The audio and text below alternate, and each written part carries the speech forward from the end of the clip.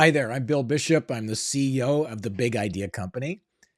And I want to talk today about something very important and very timely about how to tariff proof your business using what I call new factory thinking.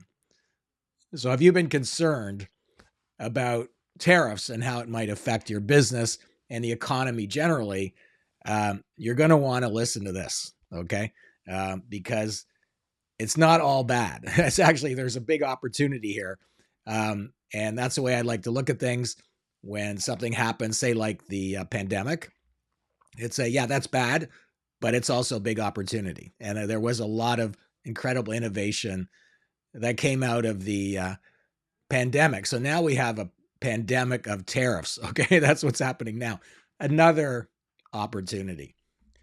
And what I'm going to share with you, and this is just a quick video that's followed by a longer video if you want to watch it, is how to use what we call new factory thinking to tariff proof your business. So, not only just to deal with what's going on right now, but to make sure that no matter what happens in the future, whether there's other tariffs, more protectionism, that really doesn't have any impact on our business and ideally has any impact on our economy, regardless of what side of the border you're on when it comes to a tariff. Okay, so we're basically going to make that wall of tariffs mean nothing to you. Okay, absolutely nothing to you, except for your general concern about the economy. Okay, but the first thing you got to do is just take care of yourself and your business because that's the best way to help the economy.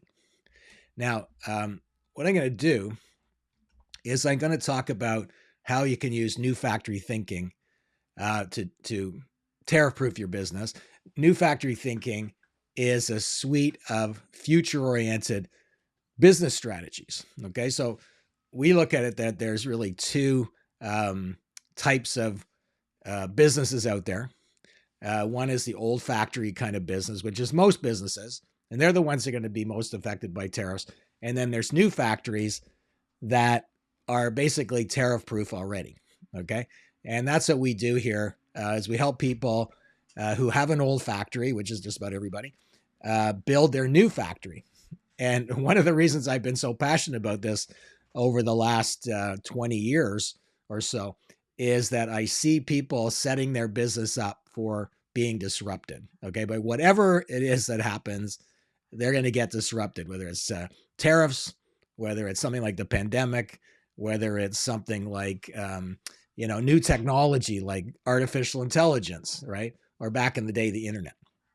So we need to build businesses that are future proof. And when we say future proof, that means they're tariff proof. Okay. So you're going to want to learn these strategies because if you're concerned about tariffs, which you probably are, then this is the opportunity to do something about it. Okay. And get beyond this. Okay. Like, so that you never have to worry about it again. Okay. Now, I've been teaching people about new factory thinking for quite a long time. I've written these books, New Factory Thinker. That's a book you're probably going to want to read if you find this interesting. The sequel to that is called Dancing with Robots, which was how to use new factory thinking to use artificial intelligence in your business. And the book I'm working on right now is called New Factory Handbook 2030. Okay. So this is all about getting ready for the next 5 years, like future proofing your business in the sense is what's your business going to look like in 2030? Okay. So we've got tariffs right now. Artificial intelligence is coming on big and hard, and it's going to be very disruptive. And we don't know about any other black swans right now, but that's going to happen. Okay.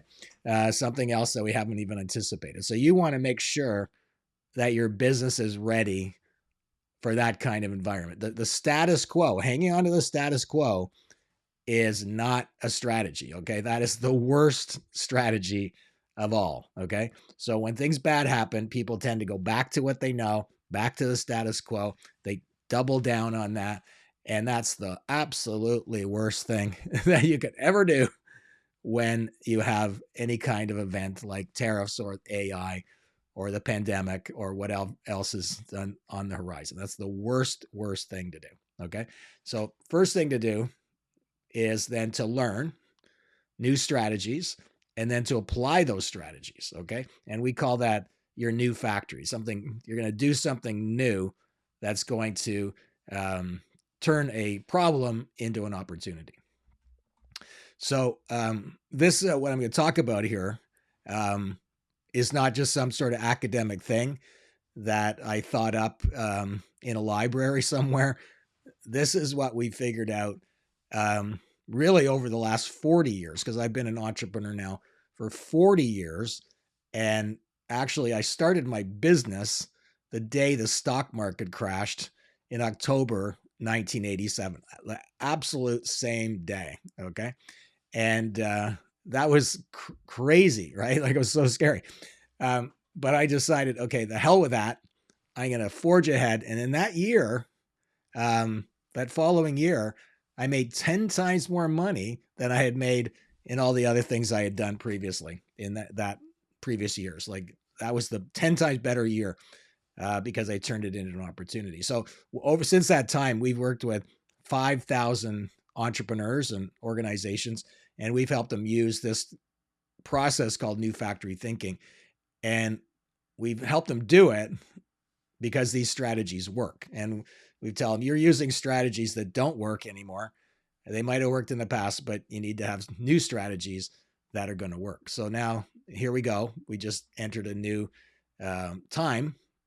That's kind of like when the stock market crashed, right? That was very scary for me, but we want to turn it into opportunity. So I'm not asking you to change anything. That's really important to understand, because change is scary, right? Who wants to change anything? But I'm asking you to add something, and it's your new factory. Okay. And I learned this many, many times from my own experience and also working with a lot of clients. And back in the 90s, I had Kodak as a client, and we published all of their magazines. So you can imagine that was a big account, right? That was amazing. And we really got to know everybody, like the president of Kodak. I played tennis with them. And yet, and they were at the top of the world. Okay. And they were top of the world. So that's why I was a great client. But one time I brought my photographer over, and hey, he had a digital camera, professional digital camera. It was $15,000. And I said to the president of Kodak, I said, what do you think of that? And he says, nah, that'll never work. Nobody's going to ever want that. Film is the future. All right. I'm going, yeah, I can't believe this. Anyway, so I could see it, but he didn't want to see it, right? But what if they had just said, okay, we don't really like digital photography. That's kind of bad, it seems like, for us, but maybe that is the future. So imagine if they just spent 11% of their time and resources on digital photography. Okay. They probably would have owned the digital photography world. They might even invented something like YouTube or something. Maybe I'll be watching Kodak Tube right now instead of YouTube. So, but they didn't do that. Okay. Maybe they were too big a ship. It was the Titanic, right? Maybe they just couldn't turn it around. But you can, because you're an entrepreneur. You can do this. So I'm just suggesting that you start thinking about, what's my future business look like, right? What's it look like in the age of tariffs? What's it look like? Okay, so I'm going to give you 5 strategies here. And then I'm going to encourage you to watch the full video of about new factory thinking, because it's much bigger, the opportunity, than just dealing with these tariffs. Okay, way bigger than that. This is a huge opportunity for you if you're watching this right now to grow your business, right, and really prosper in the future. All right, so that no matter what happens, it's all going to be good. Okay, that's kind of the key. So I'm just going to give you the 5 tariff-related strategies for now, and then you can watch that video. And if you want to, there's also we also have a regular live webinar, so you could or come to that too. So there's a link there that you can click on to come to the webinar, and the webinar is free. So you might not be, if you come to the live one, then you can ask me questions live, right? So that might be a good reason to come to the webinar. Okay, so so the first thing that you want to do is start recognizing and monetizing your advanced knowledge. Okay. Now, if you think about the things that are being affected by tariffs, they're not particularly advanced. Okay. And it doesn't mean we don't need them. All right. But we're talking about aluminum. We're talking about steel. We're talking about potash. We're talking about tomatoes. We're talking about, consumer products, a lot of consumer products and stuff like that.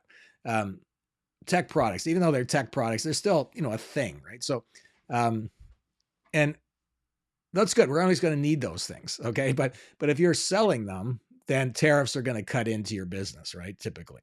So you got to start thinking about, well, where can we create value? And the value you can create is based on what you know. Okay. What's in your brain? What's the knowledge in your head? Okay. This is actually where the world is headed, is that most value in the future will be about what's in your head, what's your knowledge that you have, right? So most people, when they don't recognize that they actually have that. So let's say you're in a business that makes forklift trucks. Let's pick one example, okay? So you're trying to sell those globally, and you're like, well, that's bad because there's tariffs now on forklift trucks, right? So, so that you think, well, that's just the end of it. But the thing is, you have a lot of knowledge here, and knowledge that you have and also could accumulate that could become very valuable. All right. So why do people have forklift trucks? Well, they're using it to manage inventory. They're moving in warehouses, distribution centers, and so on. Those organizations, those companies have a lot of issues. They have a lot of problems that no one's helping them with. Like, how do you manage and optimize the use of, robots and forklift trucks and the people, and to move things around in a warehouse and so on. There's a tremendous amount of knowledge that can be applied to that activity, right? And you can be the one, or your company can be the one that can start to help people in that way. So you can say, okay, we have our basic thing, which is a forklift truck, but over the last 100 years or whatever, we've worked with thousands of warehouses and distribution companies, transportation companies, and we've learned a tremendous amount of how to optimize that activity. And we want to teach you about that. And we want to, we're going to charge you for that knowledge, but it's going to help you make and save millions of dollars. That's what you have to start think about. That is tremendous value there. Okay. So this is why I encourage people in new factory thinking to become a coach, a teacher, and teacher and a coach. You're going to teach people what you know, and then you're going to coach them to apply that knowledge. All right. So we got to start becoming really you talk about the knowledge economy. Well, only a segment of the population at this point have been involved in that, but everyone needs to be involved in that. Now, why does that help you with tariffs? Because there's no tariffs on knowledge. You got to remember that tariffs are really designed for moving things across borders, like things, right? So a thing shows up at the border, and the custom agent applies a tariff to that, and the importer has to pay that tariff. Okay, let's just get straight here. It's not the exporter that pays the tariff. It's the importer in that country that pays that tariff. So, but that's on things. That's on things. But knowledge can be exported without tariffs. There's no tariff on knowledge. You just absolutely cannot apply it to that. So we have clients and members all over the world in our business, and there's been lots of tariffs out there, one way or the other. Never any tariffs on our knowledge. Okay, like it's just not something that gets charged. Okay, there's no way they collect that. So so that's one way, is you start having providing that. There's no tariff on that. Now, the next thing, which is related, is to package intangible value. Okay, so the tariffs are on tangible things, as I said, but intangible value is not subject to tariffs. All right, so you just have to start thinking about what that actually means. So I believe that in the future, 99.9% of all new value will be intangible. It'll be invisible. Okay. I'm reading a book right now, biography of Buckminster Fuller. Maybe you've heard of him, famous architect and thinker. He created the geodesic dome. Maybe you've know that already. But one of the things he talked about was ephemeralization. Sorry, hard to say. Ephemeralization. Okay, which he says was really about how things will start to get smaller and lighter and eventually disappear, and more of the value created in the world will be intangible. Now he was talking about this back in the 30s. Okay, so he was way ahead of his time. But that's where we're going with all of this, is that everything will be intangible. Now, intangible value is a hard thing to get your head around, that you're actually providing it. Okay, and what is it? But even just something like emotional value. So let's say you have a client in another country, and you're helping them, and they really value the relationship because they trust you and they know that you care about them, and they feel very supported by you, and they know they can turn to you at any time, good or bad. You've kind of made a vow, goodness, in good times or bad, that you're going to be there for that client. They feel that. Well, they're willing to pay for that. They'll pay a premium for that. Okay. So even just that emotional value can be monetized. Okay. Because people will want to have you around, and they'll be willing to pay you for that. And and as I'll get to, you can do this all remotely. Right. Okay. So, so what's the tariff? Anybody talking about tariffs on emotional value? No, I don't think so. That hasn't come up on the radar there. The next thing is to go completely virtual. Okay. With your new factory anyway. So if you have a business that's tangible, bricks and mortar and everything, I get it, right? I used to have a business like that. But talk about being vulnerable. You're so vulnerable when you have stuff, when you have a building, when you have people in the building, when it's all, in this location and everything, geographically placed and so on. You're tied to time and place and so on. So this is the time to really think, maybe we should just go completely virtual. All right. Get rid of all that stuff. Maybe there's no value in that. I had a accountant I was working with. Okay. And he was very expensive, and he was pretty good, I guess. He was a new accountant that I got. He had some ideas. Okay. But one time I went to his office. I finally went to his office, and he had a escalator in his office. It was in his office. Okay. Like, go from one floor to the other, their own escalator. And I rode up that escalator. And when I got to the top, I had decided to fire them as my accountant. Why do you think I did that? Well, it was because I didn't want to pay for the escalator, because I knew that I'm the one paying for it. Okay. Like, why do I want to pay for his escalator? Right. He's going to add that to my bill. I don't need that. So there's no value in that for me.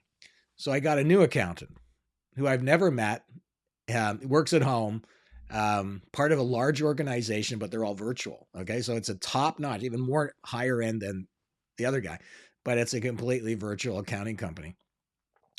And his bill is half as much. And frankly, the value I get is twice as much. Okay. So this is what you want to do. You want to get your all your tangible costs down as much as possible. And you want to keep increasing the amount of value you're delivering.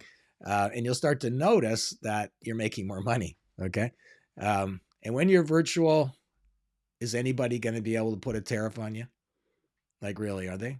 They going to be able to do that? I don't think so. Okay. So once again, here we're creating a new factory. We're creating the business of the future. Okay. But we're creating it now, because the future is now. It's happening to you. Okay. You might say, well, I'm not really interested in the future. I'm really busy right now with my business. The present, there's a lot going on. Okay. And I go, well, you might not be interested in the future, but the future is interested in you. So it's going to come knocking on your door pretty soon. The next thing is, let's get our act together when it comes to AI. Okay. A lot of people are kicking the tires. Some people have no idea. They're not doing anything with it. Like, are you kidding me? Like, what are you doing? Okay. And so first thing you got to do is just get going with AI. You need to know everything about it. You need to be using it every way you can, because this is ways to, well, increase your advanced knowledge, create package intangible value. It'll help you go virtual. Okay. Um, it'll also, but most importantly, it'll help you create new value. So a lot of people are just going to take the AI and they're going to try to use it to automate what I call their hot dog stand. Okay. They're going to try to do that. And the problem with that is that the hot dog stand may no longer be useful or even needed. And what we need to do is start thinking, well, what kind of new value could I create? Okay. So talk about accountants, for example. Sorry, I'm picking on them right now. But I had a capital gains issue that I was dealing with. My taxes are pretty complicated. And I got this advice from my accountant. And it was like in an email, right? And I didn't really quite understand it. It seemed pretty complicated. I'm not an accountant, right? It was complicated. I had a lot of ins and outs of it. So I uploaded it into ChatGPT, and I asked it to kind of explain it to me in regular terms. And it came back with a very clear explanation, accessing the Canadian tax code. Very good. And then I started asking it for different scenarios and it gave me all that. So I kept a record of that conversation, and I sent it to my accountant. I said, is this true? Like, is it hallucinating or what? Uh, no, it's very, very good. It was actually very good. And I could hear kind of you know, a strange tone in his voice. Like he was going, oh my God, um, what, what does this look like now for my profession in the world of AI? Well, you can imagine every profession, every career is going to be affected by this. So you need to get on this because this will help you really weather the future. Okay. So let's say even if the tariffs cut into your profit margin initially by 20% or 50%, you could make it up by increased efficiency and productivity and a leaner organization, and still be you could be even more profitable in spite of the fact that these tariffs are in place because you're using AI to optimize what you're doing. So, but also to say, what else could we create here? What else could we create? The last one, which I touched on earlier, is to build your new factory now. Okay. Because like I say, when something like this happens, it creates a lot of volatility. It creates a lot of fear. Um, there's a lot of reactive emotions that we have. Um, and I think we're okay to do that for like a day. Okay. Like allow yourself to freak out about it if you want, but only one day. Okay. Because that's not a strategy. All right. What you have to do, and I believe most important, is you have to make your vision much bigger than your problem.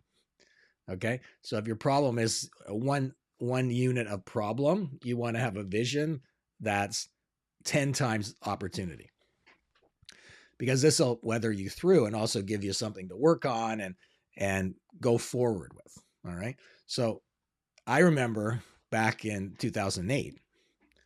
Remember that fun time? Okay. So when that all happened, I'd already developed within my company a certain amount of resilience around these things. We had been through lots of other things like that, and so we just knew, okay, here we go again. Crisis, and then I go opportunity. Will make a vision of 10 times bigger opportunity, and we said we're going to at least double our profit and our revenue over the next couple of years, and that's what we did. We just turned it into an opportunity. Okay.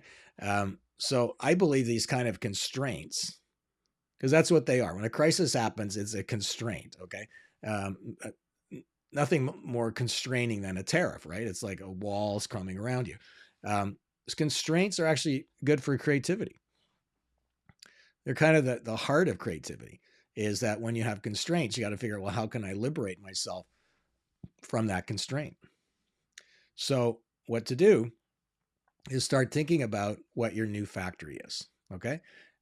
What's the future business look like? Right. So you don't be like Kodak. We're just going to do film. We're going to go, no, we're going to do film, and we're going to start thinking about perhaps digital photography. What does that look like? Right. So much opportunity here. But also I put the word now there, because I've heard this before. Oh yeah, that's great. I really want to do it. Just not right now. Got a lot going on. Well, that excuse can work all the time. It's a ready-made excuse forever. So 20 years later, I've just got a lot going on, right? But maybe you won't even be in business 20 years from now because of that, right? So forget that. Build your new factory right now. Start working on that. And we have the attitude in the new factory thinking that we think big and start small. So you're going to say, I'm going to create this big vision and I'm going to start small. But that way it's practical, right? So you can keep doing your regular business, but you're now working on this future business. Okay. So that's always been my best advice. Not everybody takes it, and I'm kind of sad when they don't. But I think that if you've gotten this far in the video so far, that you're smarter than that. Okay. Now, the next step is to learn about new factory thinking. So I've just told you about it from the perspective and the lens of tariffs. Okay. But this is, like I say, a much bigger topic. And this is really, once again, I'm saying about the future. Like the strategies that you'll have to use to be successful in today and in the future are different than what we learned in the past. Okay. I took some business courses when I was in journalism school. I took journalism university, and I took economics courses. I took business courses, and I learned all kinds of business strategies that I applied in my business that were fine back then, but they don't work anymore. I call those old factory thinking. There's a whole new way of thinking about business that a lot of people are using because either they've just intuitively figured it out, or they've learned it from us, and they would never, ever go back. Okay. So first thing really you got to do is invest some time in learning. Okay. If we're going to be in a knowledge economy means if you're an entrepreneur, that means you keep learning. Okay. So doing is fine, but learning is really important to figure out if you're doing the right things. Okay. So anyway, that being said, we have two ways to do that. One is we have live webinars. Okay. So you can click on the link there and, register for the next live webinar that we have. And that's a great way to go because you can ask me questions at the end that might be particular to your business. So come in live events, fine, but you may not be able to make it, right? Or you might just want to get on it right now. Well, we have a video that I produced that's 60 minutes long. And it goes through the 15 key strategies of new factory thinking. And then there's a second video that talks about a dozen or so entrepreneurs that use the thinking to create amazing new factories. Okay. You're definitely going to want to watch that because it's very inspiring, but it'll also give you ideas on what you can do. Okay. And those people that created that new factory have made a lot of money. Okay. And they're thinking about their business in a completely different way. And the future and everything that happens is never a threat. It's always an opportunity. Okay. So I can't emphasize this more. Like I am on a mission here. I kind of trying to save the world in a way, for all this nonsense that's going on, and to help people really forge forward and create amazing things in spite of all this kind of old thinking that's going on and trying to go back to the 19th century or something. Guess what? We're not in the 19th century anymore. Okay. So we want to get our mind out of that century and into the 21st century. So if you come to the live webinar, it'll be great to meet you there because it's an interactive thing. Okay. We'll be able to talk to each other during the webinar. But if you want to watch the video right now, or you can do that too. And then if you want to, you could schedule actually a call with me.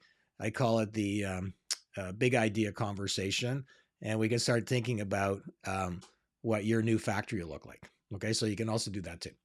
All right, so thanks for listening, and it's all going to be good about the tariffs and everything else as long as we use new factory thinking. Thank you.